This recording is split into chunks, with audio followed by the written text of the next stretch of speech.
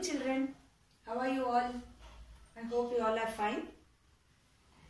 I am here today to do a poem from your English textbook. The first flight. From this book I have taken out this poem, A Tiger in the Zoo. Children, I know that you all would have visited zoo. You would have seen tiger. If you have not visited in the zoo, at least in the movies, at least you would have seen. So this poem is written by Leslie Norris. He is a poet, and he is not only a poet, he just not only writes a poem, but he also writes short stories also. The period of time he lived is from 1921 to 2006. Today, let us study about a poem, A Tiger in the Zoo. The cruelty of animals we'll be learning, children. This poem is also an imaginary poem, children. It is an imaginary poem. What is the meaning of imaginary? We imagine. We want to become rich. I want to get first class. I want to get distinction marks. We always imagine like that. So, this poem is also an imaginary poem. The poet is contrasting of a tiger in the zoo with the tiger in its natural habitat. Here, the poem moves from the zoo to the jungle and back again to the zoo. See children, you all know that always tiger is a wild animal. It cannot be kept at home or in our farm. It has to be living only in the forest. So here, I'll read the first two paragraphs to you all. Listen children. He stalks in his vivid stripes, the few steps of his cage, on pads of velvet white in his quiet rage.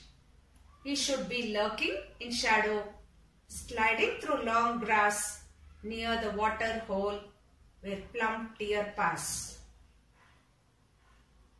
He stalks in his vivid stripes. Basically, here stalks means walking. Basically, the tiger is walking. You have seen a tiger with stripes, vivid stripes. You would have seen that a tiger will be having stripes on its all over the body. And when it is moving, it is been noticeable. When the tiger is moving, you can notice the vivid stripes on its body. He is walking in the limited space, the few steps of his cage.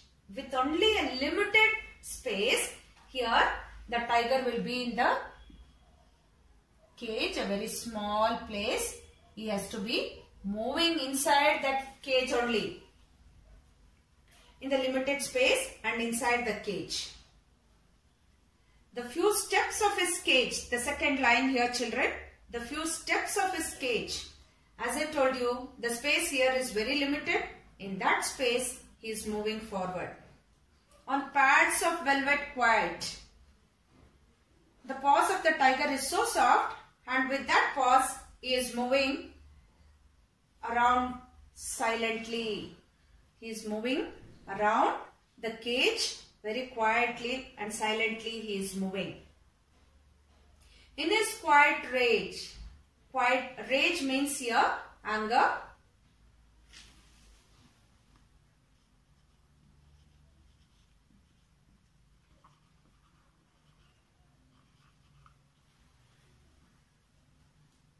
See children, here in the first paragraph, the tiger is moving around the cage only. He is moving around the cage with his paws, velvet paws. He is comparing that velvet cloth, which will be very soft, to the pads of the tiger. That is his legs, fingers. He is moving with that. He is comparing the velvet, the softness of that. He is comparing it to the tiger's pads.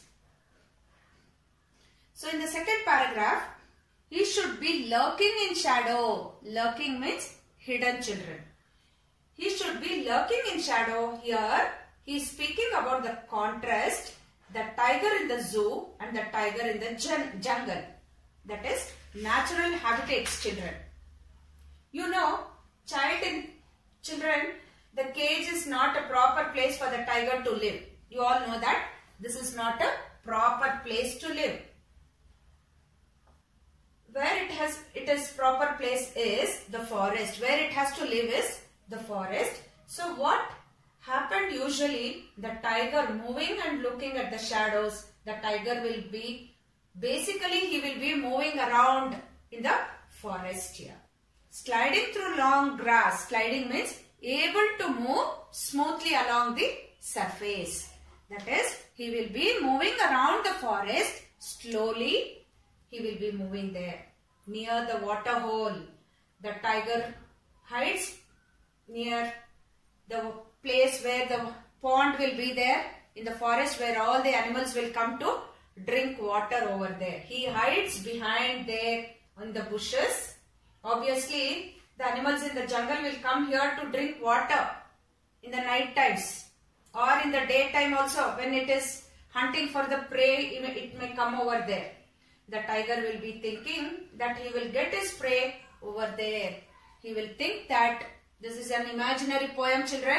The poet is imagining that when he comes over there near the pond where the water is there, some other animals would come over there to drink the water and the tiger can catch its prey, he thinks of. Where plump deer pass. See children, here plump means very fat. You all know, you are plumpy we say. Your cheeks are plump we say. So, very plump deer pass. He imagines that a very fat deer would come over there and he can catch over that deer for its prey.